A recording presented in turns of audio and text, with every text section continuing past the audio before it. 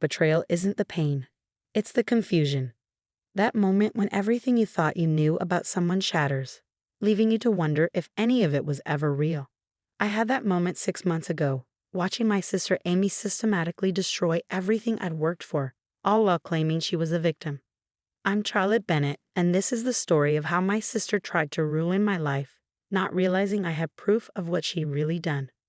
Growing up, Amy and I were the closest of sisters despite being complete opposites. I was the quiet one, spending hours with my nose in books, dreaming of becoming an architect. Amy was the social butterfly, captain of the cheerleading squad, always the center of attention. We balanced each other out, my calm to her chaos, her spontaneity to my planning. "You're so lucky to have each other," people would say. Sisters who were best friends. And we were best friends through high school, through college, through the early years of our careers. At least that's what I thought. The problem started 3 years ago when we both ended up at Matthews and Stone, one of the top architectural firms in Boston. I was hired as a junior architect, having spent years building my portfolio and reputation. Amy joined the marketing department, handling client relations and social media. At first, it was great having my sister at the same company. We'd meet for lunch, swap office gossip, support each other through tough projects. Then I met James. James Harrison was the firm's rising star, a brilliant architect with a vision for sustainable urban development that aligned perfectly with mine. We started collaborating on projects, our professional chemistry obvious to everyone. The personal chemistry developed more slowly, built on late nights reviewing plans and shared passion for transforming cities. "He's totally into you," Amy would tease during our lunch breaks. "You should go for it." So I did. James and I started dating, keeping it professional at work, but growing closer outside the office. After a year, he proposed. Amy was the first person I told, squealing with excitement as I showed her the ring. "I'm so happy for you." She hugged me tight. "You deserve this, Char. All of it." Looking back, I should have noticed how her smile didn't quite reach her eyes. The engagement coincided with a major opportunity at work. Matthews and Stone was competing to design Boston's new Civic Center, a prestigious project that would put the winning team on the map. James and I were chosen to lead the bid, our complementary styles and shared vision making us the natural choice. That's when things started going wrong. First, our preliminary designs disappeared from the secure server. It eventually recovered them, but we lost 3 crucial days of work. Then key client meetings got mysteriously rescheduled without our knowledge. Emails went missing, presentations got corrupted, deadlines got confused. Mercury must be in retrograde or something, Amy said when I complained about our string of bad luck. But don't worry, I'm sure you'll pull it together. The final presentation was a disaster. Somehow, our carefully prepared materials were replaced with an earlier unfinished version. We looked unprofessional, unprepared. The Civic Center project went to another firm. James was devastated. I was furious. The partners were disappointed. And Amy was sympathetic, but there was something off about her response. "Maybe it's for the best," she said over drinks that night. "You've been so stressed about the wedding planning anyway. Now you can focus on that." The wedding. I'd almost forgotten how many strange things had been happening with that too. Vendors claiming they'd received cancellation emails from me, deposits going missing, last-minute problems with everything from the flower arrangements to the caterer's menu. "Wedding planning is always chaotic," my mother said when I mentioned the issues. "Thank goodness Amy's helping you sort everything out." Yes, Amy had inserted herself into every aspect of the wedding planning, offering to handle communications with vendors, saying she wanted to take stress off my plate. I'd been grateful at the time, too busy with work to question it. Then came the incident that changed everything. I was working late one night, trying to rebuild our reputation after the Civic Center disaster. The office was empty except for the cleaning staff. And unexpectedly, I found her in my office, at my computer. "Oh," she jumped when I walked in. "I was just looking for that vendor spreadsheet for the wedding." Something about her reaction felt wrong. The vendor information was in our shared Google Doc.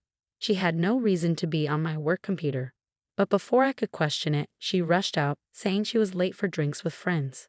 The next morning, James was called into a partner meeting. Someone had reported us for ethical violations, claiming we'd stolen design elements from competitors for the Civic Center bid. They had screenshots of emails, documents that seemed to prove it. We were suspended pending investigation. I can't believe you'd do this to me, James said later, his voice cold. Those emails came from your account, Charlotte, your computer. I didn't. You know I wouldn't. But the evidence looked damning. And in the middle of it all, Amy played the supportive sister perfectly, defending me to anyone who would listen, all while subtly spreading doubt. I just don't understand it, she'd say to colleagues. Charlotte's always been so honest. The pressure must have gotten to her. The investigation dragged on. James and I were cleared of the most serious charges. The partners accepted that the emails could have been planted. But our reputations were damaged. The trust was broken. I need time to think, James said, removing his engagement ring. About us, about everything. I went home that night to find Amy in my apartment, ostensibly bringing comfort food and sympathy. She hugged me as I cried, stroked my hair, told me everything would work out. Maybe James isn't the right one anyway, she said softly. If he doesn't trust you. That's when I saw it. A flash of satisfaction in her eyes, quickly hidden behind sisterly concern. In that moment, all the strange incidents of the past months suddenly connected like dots in a sinister drawing. The missing designs, the corrupted presentations, the vendor problems, the planted emails. It couldn't be, could it? But I had to be sure. The next day, I called in a favor from Marcus, our head of its security. I'd helped design his house last year, a project I'd done on the side. Something's not right, I told him. I need to know who's accessed my computer, my emails, everything. Marcus hesitated. That's not exactly. Please, my career and relationship are falling apart. I need to know the truth. He agreed to help, setting up monitoring software and recovering deleted security logs. He also helped me install discrete cameras in my office, their feeds backing up to a secure cloud server. Then I waited, watching, gathering evidence. The rehearsal dinner was in 2 days. Despite everything, we decided to go ahead with the wedding, James agreeing to try to work things out. Amy had been particularly insistent about keeping the date. You can't let a little work drama ruin your special day, she'd said. Trust me, I have everything under control. Those words should have terrified me. But for once, I was counting on my sister's need for control, her compulsion to be the center of attention. Because I knew something she didn't, the cameras had caught everything. Every late-night visit to my office, every deleted file, every planted email.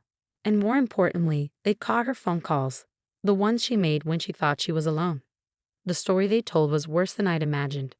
The security footage told a story so twisted I could hardly believe it was real. Hours of video showing Amy in my office late at night, methodically sabotaging my work, planting false evidence, making calls to project clients to sow doubt about our team's integrity.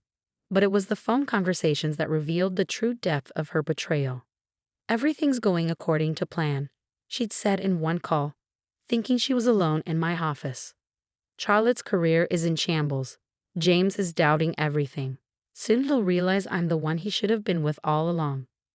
Marcus had recovered her deleted emails too. Messages to vendors canceling services for my wedding, correspondence with competitors during the Civic Center bid, even a fake email account she created in my name to send incriminating messages. Are you sure you want to do this? Marcus asked as he helped me compile the evidence. She's your sister. Not anymore, I said quietly. She stopped being my sister the moment she decided to destroy my life. The rehearsal dinner was at La Maison, an upscale French restaurant downtown. Amy had insisted on handling the arrangements naturally. As guests arrived, I noticed she'd seated herself next to James at the main table, with me relegated to the far end. James looked uncomfortable but resigned. We'd barely spoken in the past week, the weight of unresolved suspicions hanging between us. My parents chatted nervously, clearly sensing the tension but not understanding its source. Amy was radiant, playing the devoted sister and maid of honor to perfection. She even prepared a speech, she announced, something special she wanted to share with everyone.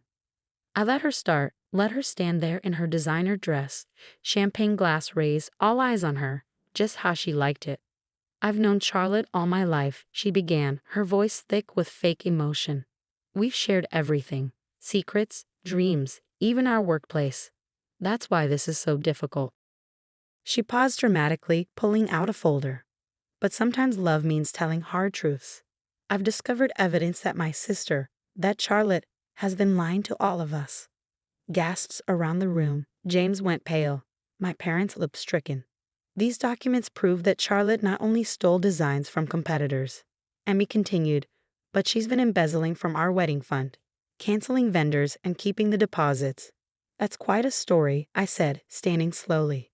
Why don't we watch a movie instead? Before she could respond, I nodded to Marcus, who started the video projection we'd set up. The screen came to life with crystal clear security footage. There was Amy sneaking into my office at midnight, Amy deleting files from my computer, Amy making calls on her cell phone. No, this is Charlotte Bennett. I need to cancel my contract. Yes, keep the deposit. No, don't try to contact me directly. The color drained from her face as her own voice filled the room. James should have been mine. We had a connection at the office Christmas party last year. I know he felt it too. But then little Miss Perfect had to swoop in. More footage played. Emmy sending emails from my computer. Emmy planting false documents. Emmy laughing on the phone about how perfectly her plan was working. Turn it off, she whispered. Why? I asked. Isn't this the truth you wanted to share? The room had gone deadly quiet. James was staring at Amy with a mixture of disgust and disbelief. My parents looked like they'd been slapped. I can explain, Amy started, but her voice cracked. Let me explain, I said, my voice carrying in a silence. You couldn't stand that I was succeeding on my own merits, that James chose me, that for once in our lives I had something you wanted and couldn't take. That's not. I never. Never what? Never sabotaged my career, never tried to ruin my relationship, never betrayed your own sister out of jealousy and spite. I played one final clip. Amy in my office just yesterday, practicing her rehearsal dinner speech, gloating about how this would be her masterpiece, her final triumph. I'd say your performance was brilliant, I continued as the screen went dark, but brilliance requires originality. All you've done is play the same role you always have. The center of attention, the star of the show. Only this time you went too far. The partners from Matthews and Stone were in attendance. My guests, though Amy hadn't known that when she planned seating. They looked thunderous as they approached her. Ms. Bennett, the senior partner said, I suggest you come to our office first thing Monday morning to discuss your employment status and bring your lawyer. James stood up, finally finding his voice. Charlotte, I am so sorry. I should have trusted you. Yes, I agreed. You should have. My parents were crying quietly in their seats. Mom reached for Amy, but she jerked away, her composure finally cracking. You always got everything, she screamed at me. The grades, the career, the perfect relationship. It wasn't fair. I just wanted what I earned. I finished for her. What I worked for. While you were partying through college and expecting things to be handed to you, I was building my career. While you were flirting with every man in the office, I was developing a real relationship. The only thing that wasn't fair was having a sister who'd rather destroy me than see me succeed. Security arrived, Marcus's final arrangement. They escorted Amy out as she continued to scream about unfairness and betrayal, her mascara running down her face. The aftermath was both easier and harder than I'd expected. Matthews and Stone launched a full investigation, eventually firing Amy and clearing my name completely. Several vendors came forward with recordings of her cancellation calls, and the missing deposits were traced to an account she opened in my name. James and I postponed the wedding, opting for counseling to rebuild our trust. He's working hard to make amends for doubting me, understanding now how skillfully Amy had manipulated everyone. My parents, that's been the hardest part. They're in therapy too, trying to understand how they missed the signs, how their parenting may have contributed to Amy's sense of entitlement and competitiveness. We always said you were lucky to have each other, Mom told me sadly. Maybe we should have taught you both to be worthy of having each other instead. Amy moved across the country after everything came out. Last I heard, she's working at a small marketing firm, under strict supervision. She still maintains she was the victim somehow, that I drove her to it by being too perfect. The wedding finally happened 6 months later, smaller, more intimate, but more genuine. Instead of a maid of honor, I had my closest friends stand with me. People who had supported me through everything. Who had seen through Amy's manipulations even when I couldn't. During the reception, James pulled me aside to show me something. A small album of security photos Marcus had given him, showing me working late nights on the Civic Center project, completely focused, passionate about my work. "This is why I fell in love with you," he said. "Not because of grand gestures or dramatic scenes, but because of your quiet dedication, your genuine passion for what you do." We're back at Matthews and Stone, our reputations not just restored but enhanced by how we handled the crisis. The partners have put us in charge of a new sustainable housing project, bigger than the Civic Center would have been. Yesterday, I found an old photo of Amy and me as kids, grinning at the camera with ice cream on our faces. Sometimes I miss that sister, the one who shared secrets and dreams before jealousy poisoned everything. But then I remember that person never really existed. She was just another role Amy was playing, waiting for her chance to steal the spotlight. The security cameras are gone from my office now, but I've kept one small reminder of everything that happened. On my desk sits a simple frame containing a fortune cookie message I got the day I decided to investigate Amy's betrayal.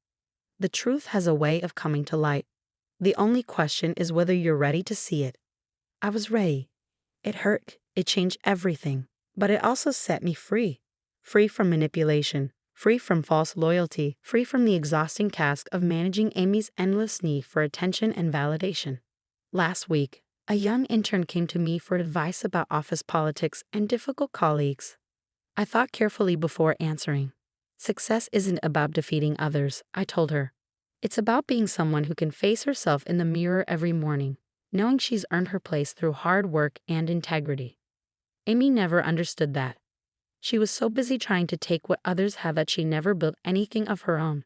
That's the real tragedy, not that she betrayed me, but that she betrayed herself, becoming exactly the kind of person she always accused others of being. As for me, I'm building things again, buildings, relationships, a life based on truth rather than competition.